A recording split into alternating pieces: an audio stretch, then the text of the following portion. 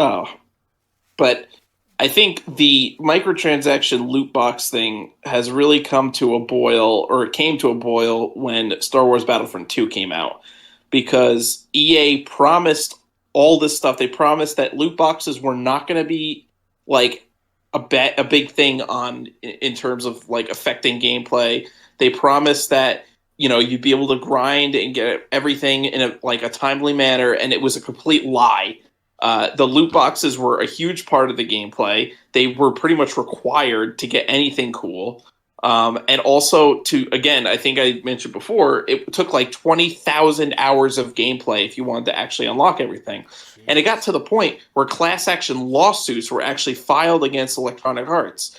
And several countries in the European Union actually threatened to ban Battlefront 2 and fine Electronic Arts because they considered it gambling, which it essentially was. You were paying real money for a chance to get a random item. So it essentially was gambling. Yeah, that's gambling in like the most basic sense of the word.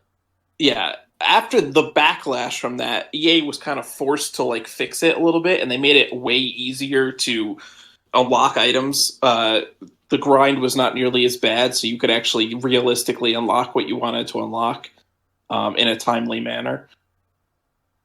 Yeah. But like, it's still going on. That's the problem, is that it didn't end there. Now, again, there's more emphasis now on like stopping that, like, because now that governments have gotten involved and are calling it gambling, but it's still there. There's still games coming out with this crap. These microtransactions and loot boxes. It's notorious on mobile games. Like, mobile games are like insane for the amount of microtransactions there are, and sometimes just to play the game. Like, you'll download an app, like some puzzle game on the App Store, and you basically, it's like they'll allow you a certain amount of time to play, and then they're like, oh, you need to buy more coins to play this level, or you can wait another 2 days for your coins to regenerate. Mm-hmm.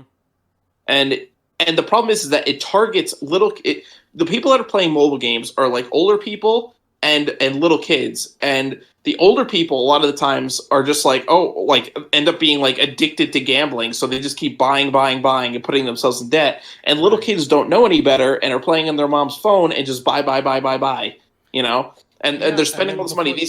Right, and then before they know it, mom and dad like end up getting a credit card bill for like $5,000, and they're like, "What? Yeah. Who the hell?" And then like they're at each other's throats. They're like, "What did you spend this money on? I didn't spend the money. Well, I didn't spend the money." And then the last thing that they suspect is the kid, because the kid's 8 years old. Yeah, and it's becoming that's a real problem, because it's like it's targeting people that don't know any better.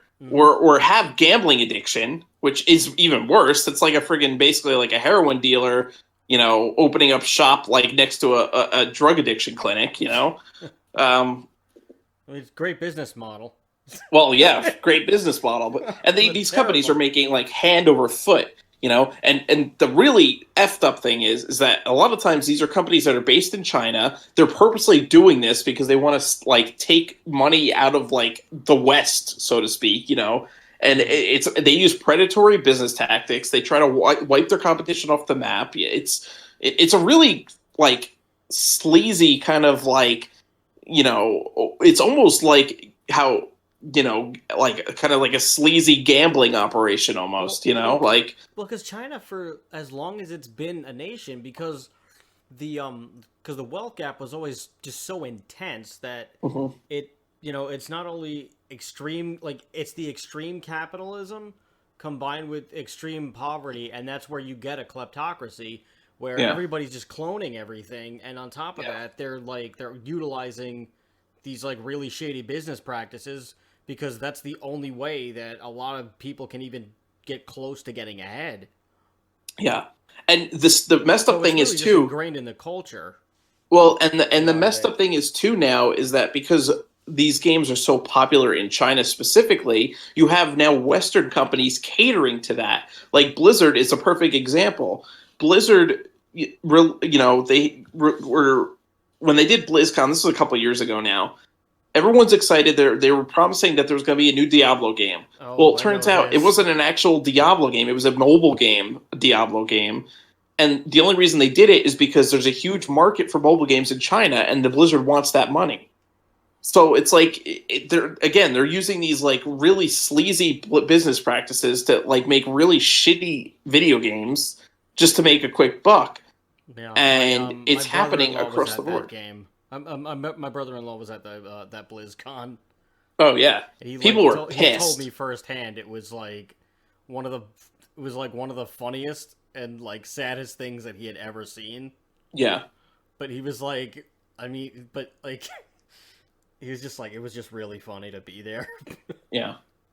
Well, Blizzard's like been in a lot of hot water lately because they've been really kowtowing to China. They basically took back the winnings of this professional Overwatch, or he's a professional Hearthstone player. They took his winnings and What? banned him for life because he voiced his support for the protests in Hong Kong. Oh, come on.